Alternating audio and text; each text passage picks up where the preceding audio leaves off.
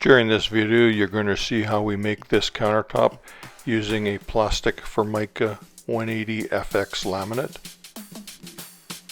We will be placing it onto a substrate of particle board and how we put the countertop particle board together and then eventually installing it.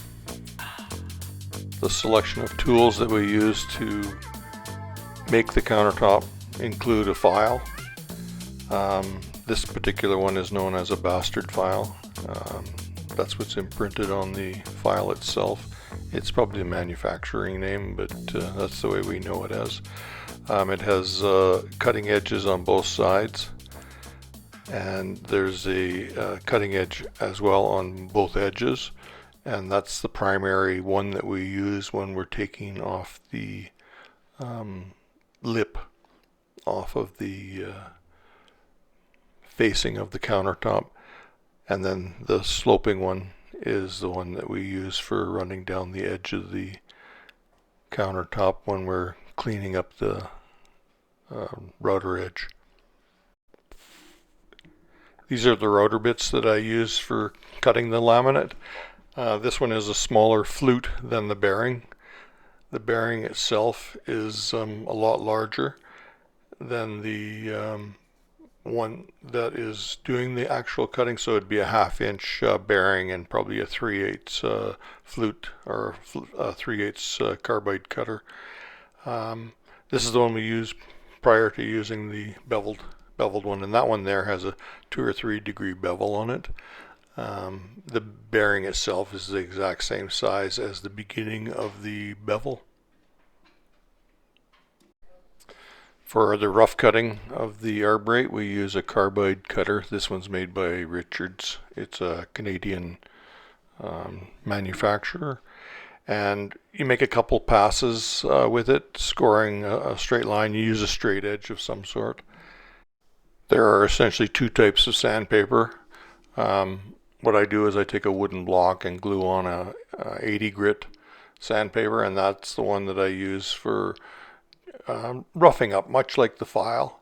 It'll take off material rather quickly, so use it sparingly, but it works really well. And then we get into the final sanding, which I use a 120 sandpaper, and that will smooth off the edges. You have to be careful not to run it on the material face, or it will scratch the face of the Formica.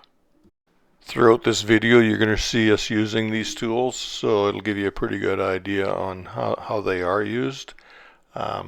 Something else that you should take note is the glue that gets adhered to the router bits.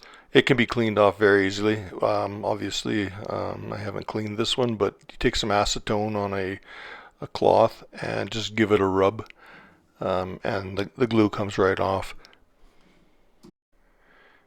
If you have any questions regarding anything in this video, feel free to put it in the comments, and I'll do my best to answer them. And if it's something real important, I could easily probably put together another small video, or from my edits, I might have the information you're looking for. When you're manufacturing a countertop off-site, and we do that quite often, especially if the customer's in the house, because the fumes from the glue are pretty extreme. And if nobody's there, or the house is empty, we'll do it on site. But the cardboard is marked or scribed to the wall. We ensure that the gables and the corners are exactly where they're supposed to be. In this case, there was about 1 inch of distance that the gable stuck out more than the countertop, so we marked where the actual cabinet was, because that was the dishwasher location. In all the other locations, it was made flush. And that's what it looks like. We taped it together with tuck tape. I should note that we put indicators on the front of the template to let us know how much overhang we needed to add to the countertop. Okay, we are making countertops. I already started, and then I realized I should probably do a video on it. It's quite a big, well, not huge, but I'll show you the process of making a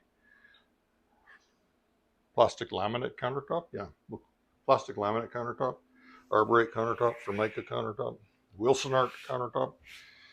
It's the substrate is a particle board, and then we've seamed and glued it together with biscuits, and we're presently wrapping the perimeter with 4-inch backer, and then that gives us an 1.25 inch finish because we're using 5/8 board. Here comes the process. Okay, we're going to glue the 5/8 by 4-inch edging on. We just glue it with a wood glue and then brad nail it into place with an 18 gauge 1-inch. 1-inch? Yeah, 1-inch. 18 gauge 1-inch. 1-inch nail, 18 gauge. And make sure the glue, when you do the perimeter, the edge of it, that you actually wipe the glue so that it's 100% glued, because you don't want moisture getting in there and separating it. The wood glue actually expands it a little tiny bit, but it's the best that you can do with what we've got for material. What we're putting for a finish on here is Formica. It's an FX product, so it's a super high def photograph of a live edge piece of wood. It's going to be tricky because it's not big enough for the format of the countertop.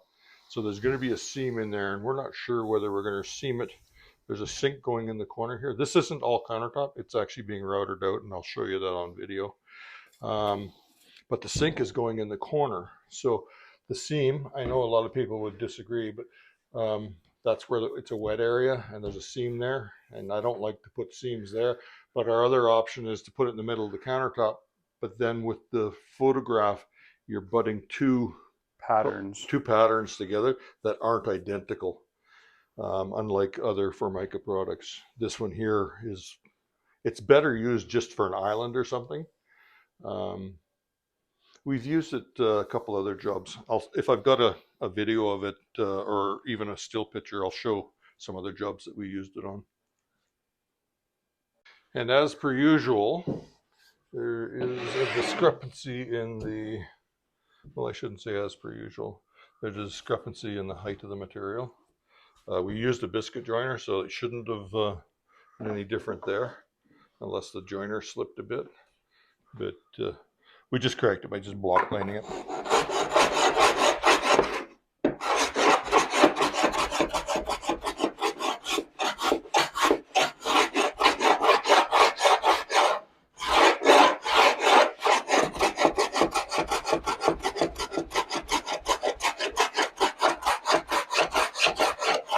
This is the bottom side, so it's not so bad.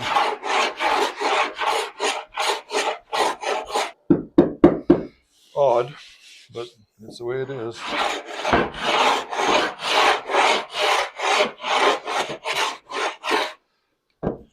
you got this one cut for here? No, I don't. Okay, next we'll just patch that in there. That's the actual front of the carcass of the cabinet, and then this is the front of the countertop. So what we're doing is we're adding a full 1.5 inches to the front.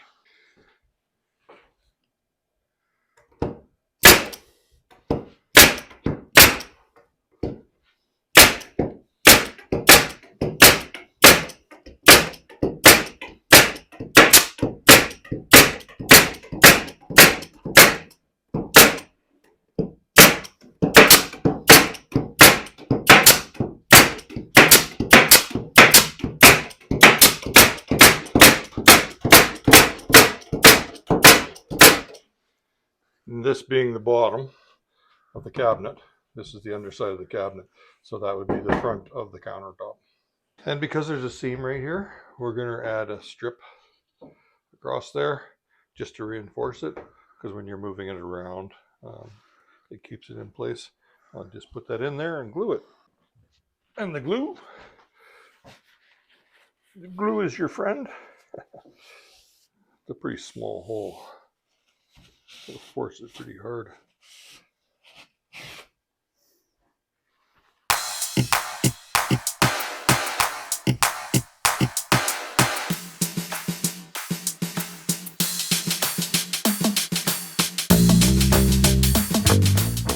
And this is what we have. It's the bottom side of a cabinet. You can kind of see the shape of the cabinet.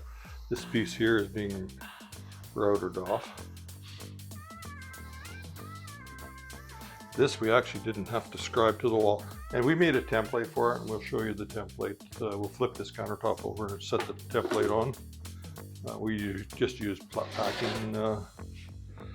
packing material, cardboard that we had used, which was actually the flooring material, or the boxes that the flooring came in. For a router bit, I'm just using a 1/2 inch bit with a bearing on it, and the bearing's going to ride on these bottom strips that we put, and it's going to cut exactly the height that we need on the profile that we need right off of that.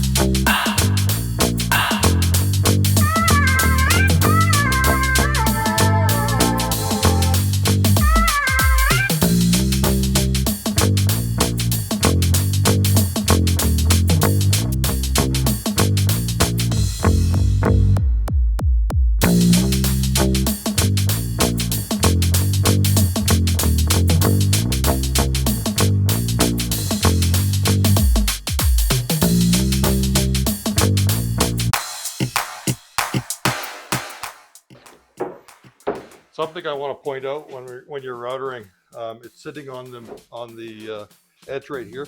You got to be careful that it doesn't tip in when you're routering. You got to keep it flat on this surface, because if it tips in, it's actually going to put a gouge on the top side of your countertop. So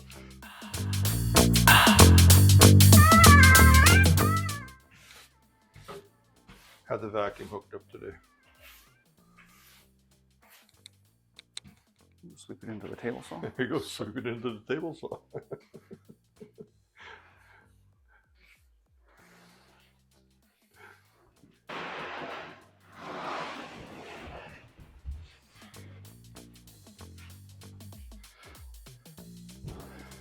Okay.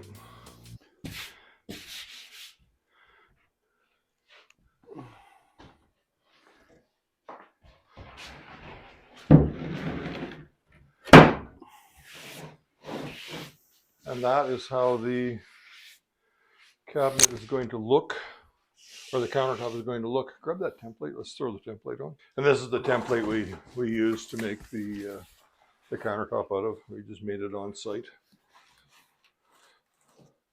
And perfect there. I'm 1.5 inches over here. My edges are good there. Grab me a measuring tape. I just want to confirm everything. 1 inch there.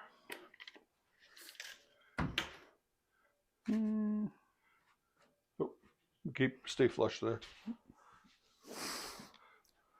Okay, I'm too much here. There. I'm good there. Slide it my way. Okay, I'm good. Check your overhangs. 1.5 inches. 1.5 inches. 1.5 inches. Little tiny bit. Are you? Yeah, it could come this way just a bit. That's pretty darn close to 1.5 inches. And this was a +1. Yep. That's a +1. Yep. And that was a 0. Yeah. Okay, we're golden. And if we have to do a little bit of scribing, we've got a little bit of leeway. And that's that. That's what it looks like. Next thing we're going to do is clean up the edges a little bit. Just make sure there's nothing going on here. There's a little bit of a mark from the router.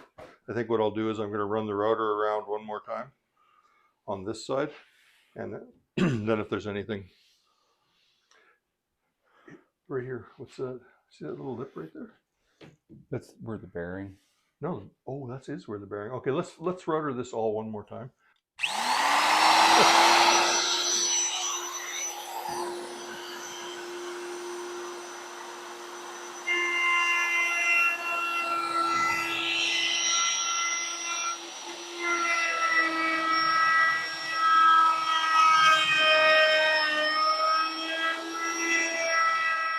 I should note in here that it's a top bearing bit that we're using, and not as the bits that I showed you at the beginning of the video.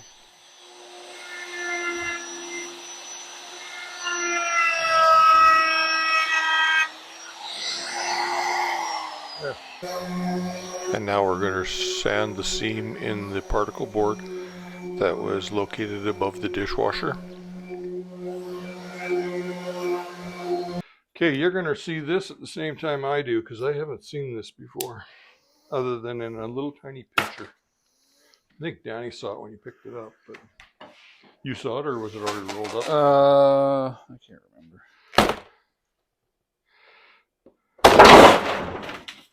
Got it? Almost got you.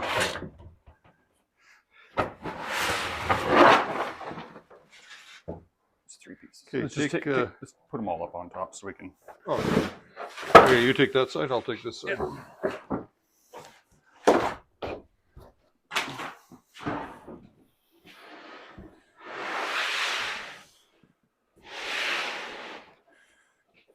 Oh, not what I was expecting. No. No. That's going to be... That's the wrong color. Is this it? This is freaking granite. It's supposed to be wood. That's granite. What the hell? Yeah, what the hell? So you didn't see this. I get it. Formica.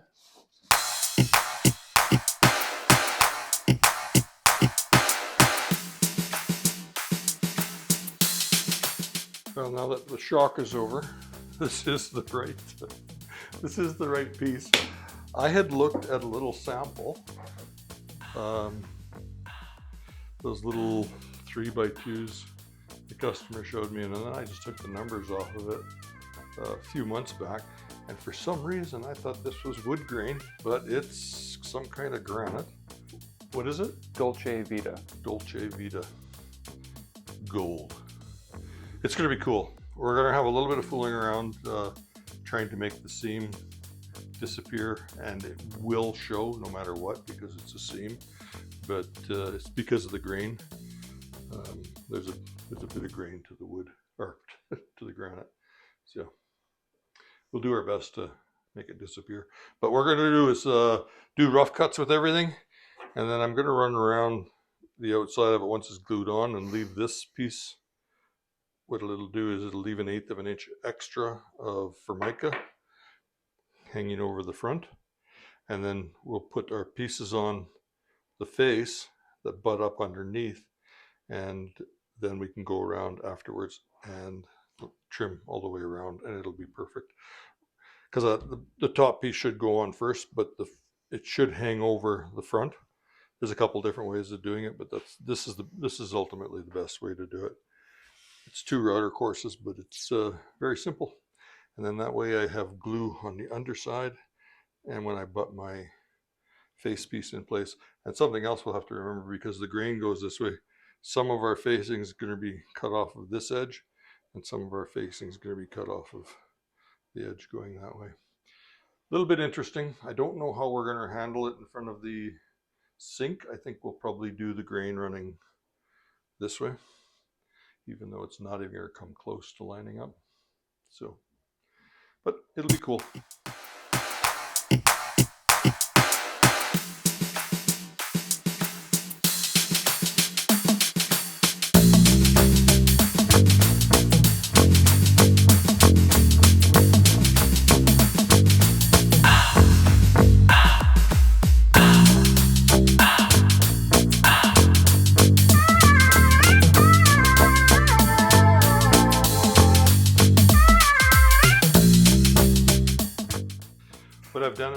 that arborate cutter.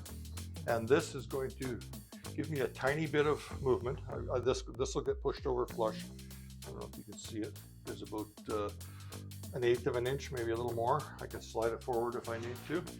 And that's true for all the way around to do any adjusting. Now what I've got to do is I've got to cut a piece and I've got to fit this. So what I'm going to do is I'm going to put a straight edge under here or over top of this, hang it over, put a straight edge on it, and I'm going to run a router down it just to take out any imperfections, because there are some, but we'll check it with a piece that we're going to cut right now. Is we're going to grab another sheet of Formica, and do we spin it? Yeah, we spin it so we can match the left-hand grain will become now the right-hand grain. And that's how it matches up. I think if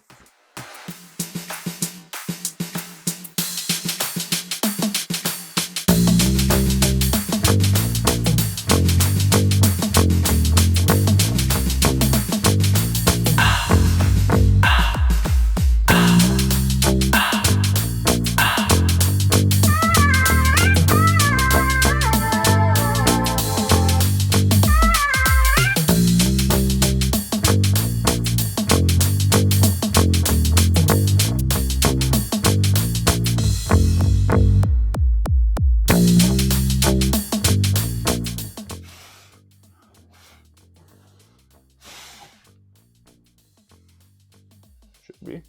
Pass me the knife.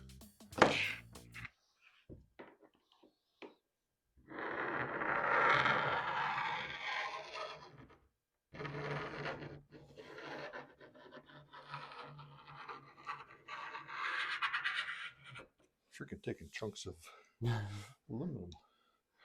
Okay, drag it through a little harder.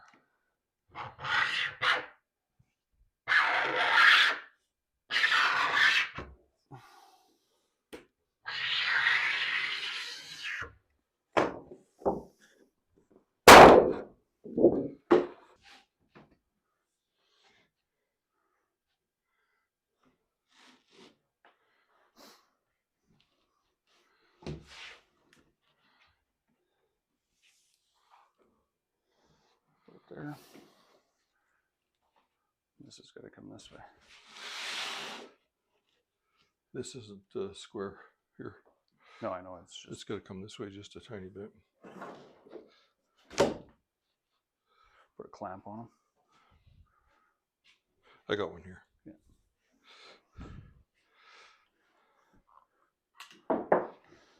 Yeah, we can keep this flush now? No. Or just overhang it? Just overhang it. Just so that it's the same as what it was. Yep. That feels right. There's a bit of overhang there. Yep. Okay. That feels right.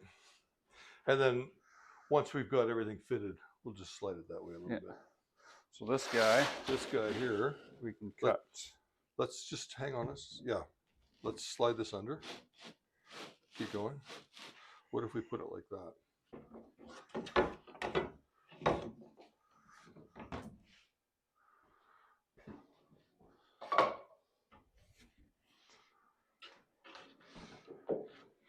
How come nothing wants to stand up when it's got a curve in it?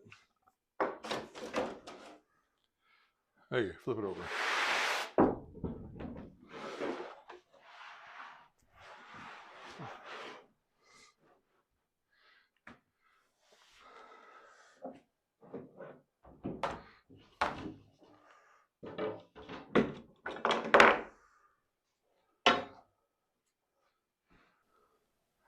That's going to cut off perfect.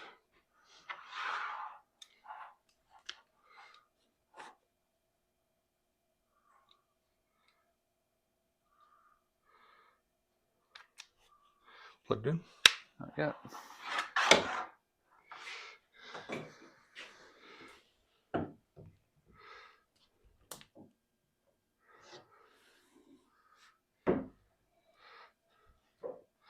Let's see if we can cut some aluminum.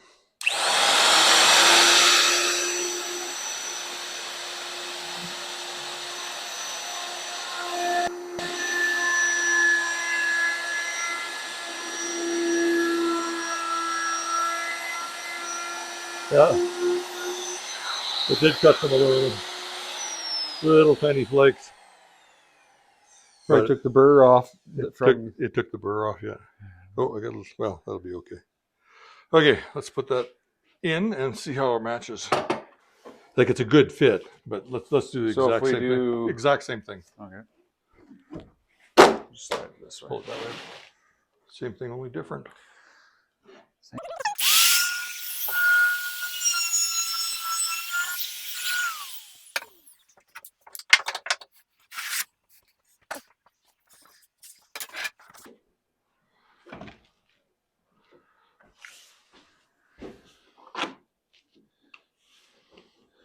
That's about as good as you're gonna get.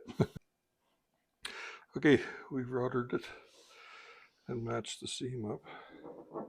You can see the seam in the reflection, but as we get away from it, that seam becomes invisible. Okay, open it up, Danny, so they can see the seam. That's where the seam is. Just disappears.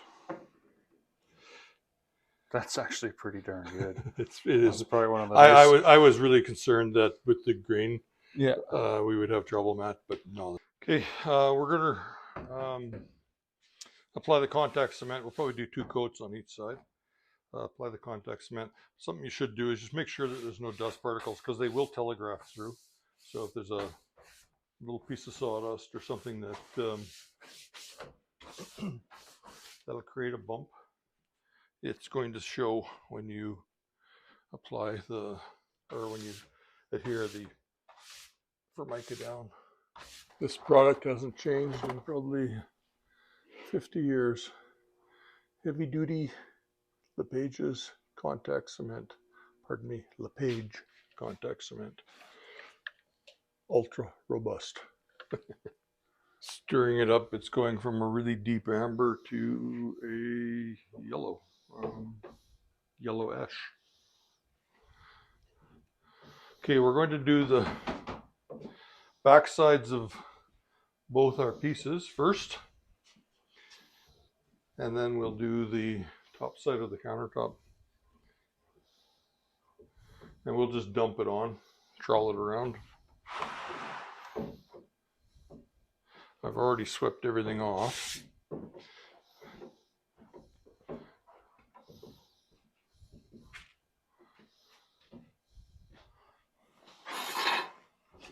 You can install it, apply it with most anything.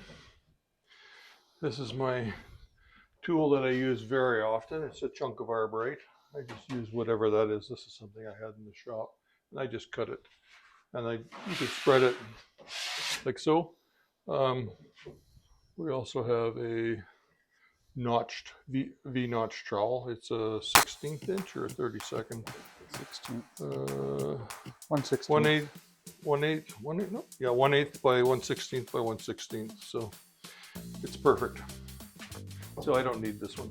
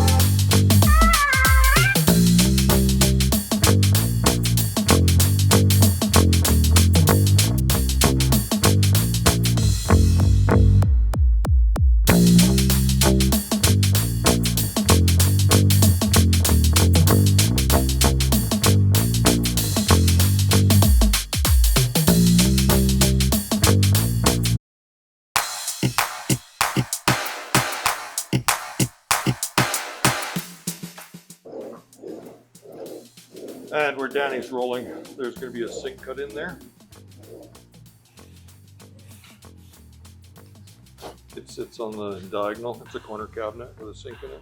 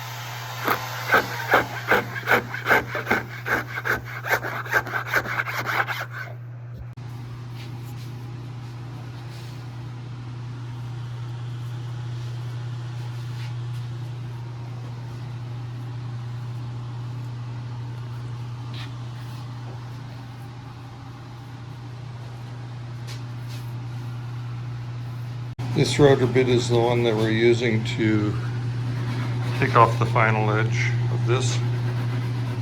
I've been doing them all, so there is glue. I'm going to have to clean it up a bit, but it'll take off that edge there. And this has already been taken off.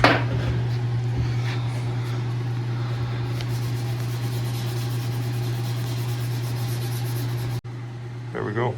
That's what it looks like. And they're sanding it with, what are you using, 120? 120. 120, a garnet sandpaper. And this has a slight taper on it.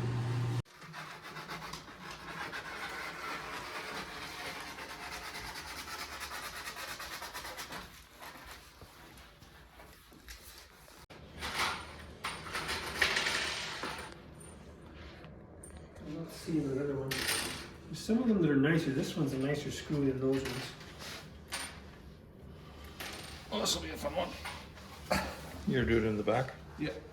So support the back corner or push down on that. Oh, this will be loud.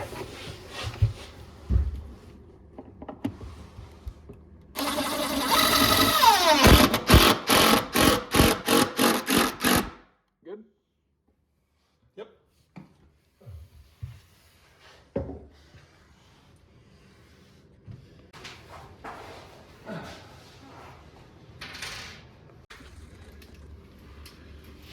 Build it 60 cubics by 30 cubics. Put cab?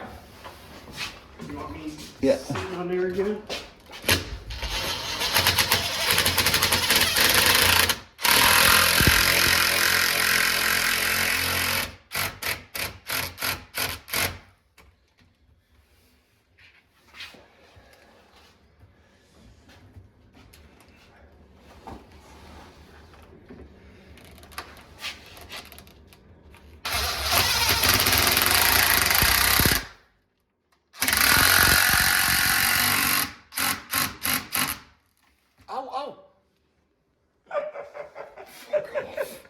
The